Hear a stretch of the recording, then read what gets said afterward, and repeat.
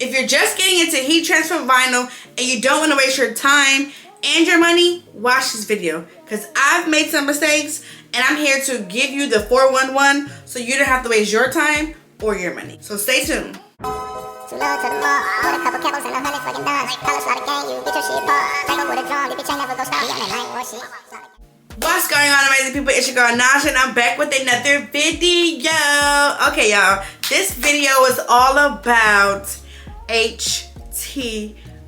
Okay, if you don't know what HTV is, which you should, it's heat transfer vinyl. Okay, if you look at Exhibit A, this is my shirt from my clothing brand that I started with, yes, HTV, heat transfer vinyl. I make content about entrepreneurship, my clothing brand journey, and now vinyl tips. Okay, y'all, so first things first, do not get vinyl mixed up, okay? You have HTV and then you have permanent vinyl.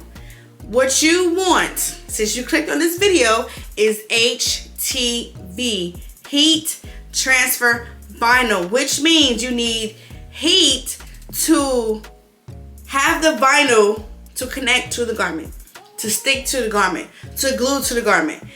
Permanent vinyl does not need that. When I first started out, I almost bought the wrong thing until I like really looked at the package. The only thing I saw was vinyl, so I'm like, okay, good.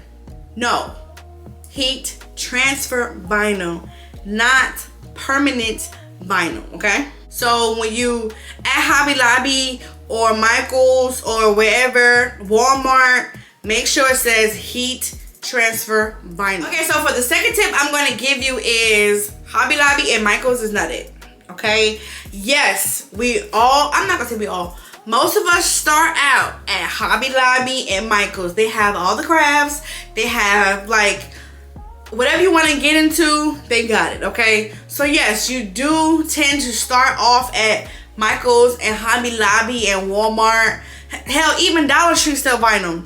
But y'all, wholesale is the way to go.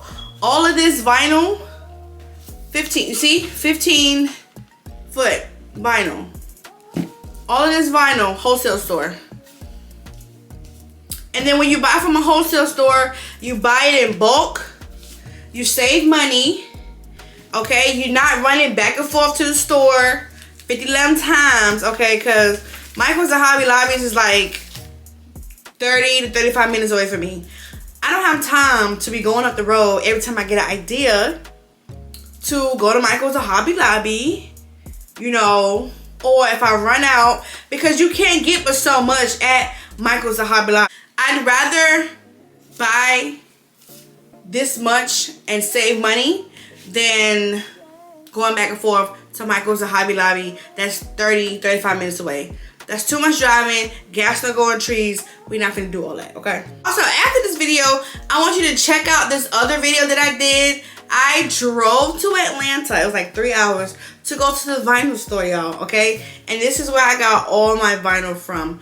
When I tell you, it's like I was a kid in the freaking candy store. It was so much vinyl.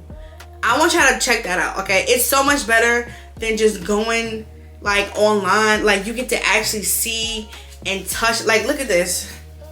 Glitter vinyl. Glitter vinyl. This is lavender, but this is a small size. They have this color in this size too. I got all kind of prints. Giraffe print,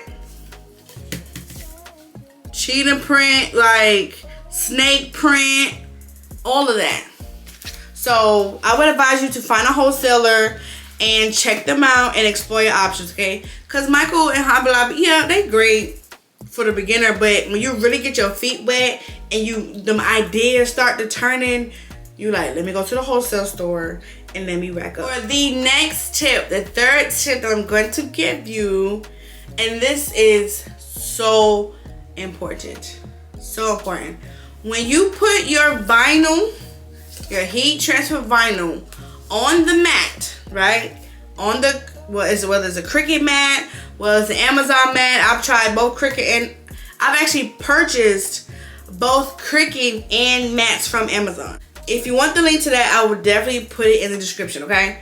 But when you put the vinyl on the mat shiny side down. Okay, that is so important. Your stuff is not going to come out right at all. I promise you. The only one that I've never had to put shiny side down is when you're using puff print. Okay, different than regular stretch. Okay, this is technically considered stretch vinyl. And in my earlier videos, going through the journey of my clothing brand, I did not like how the vinyl had looked on my shirt, and I was also getting vinyl from Hobby Lobby and Michaels. So I found some soft stretch vinyl because I do have, stuff up here. So I need something to stretch. I need something that's gonna have a little give, that's not gonna look ugly because I got titties. Okay, I'm about to go ahead and say it. But I got titties, so I need something to stretch, all right? The dull side is where the vinyl gets cut. Shiny side down, okay? Always remember that. But the fourth tip that I'm going to give you is that there are so many types of vinyl. I just touched bases with this in the other tip. Like I said, this is stretch vinyl. This is glitter vinyl. The texture to this, I don't know if you can see it, but it's so thick compared to this. You see how thin this is? If I can get it to focus. That versus that. It's different. The texture is so different. You have stretch, like I said. You have glitter. You have puff. You have flock. And flock is more of a brick, like a raised up brick. Puff is raised up, but it's a little bit softer, like you know what brick is. Glitter. You have patterns. You have metallic. It's all kinds of vinyl. That's why I recommend going to a wholesale store, because you can literally buy, what was this? I think this was 5 feet, 15 feet. You can literally buy them by the sheet. Literally, you can buy this by the literal sheet. This is just a table. Like, you can, it's mad options you could choose from when you go to a wholesale store. But, like I said, but I really want you to understand, each type of vinyl has its own time, temperature, and pressure. Okay? That is another extremely important thing when it comes to HTV. And I say that because I have messed up. A lot of t-shirts. When I was buying the vinyl, y'all, I saw this gold. I was like, damn, this looks so pretty. Look at this gold. It's metallic. Like, it's so nice. I got home, got to making my t-shirts, messing up. Vinyl not sticking. Vinyl not sticking. Another shirt. Vinyl not sticking. Pressing again. Vinyl not sticking. I'm in literal tears. Why isn't this working? All of these are working, but this was not working because the metallic gold has a different time, temperature, and pressure than the stretch. I just never read it.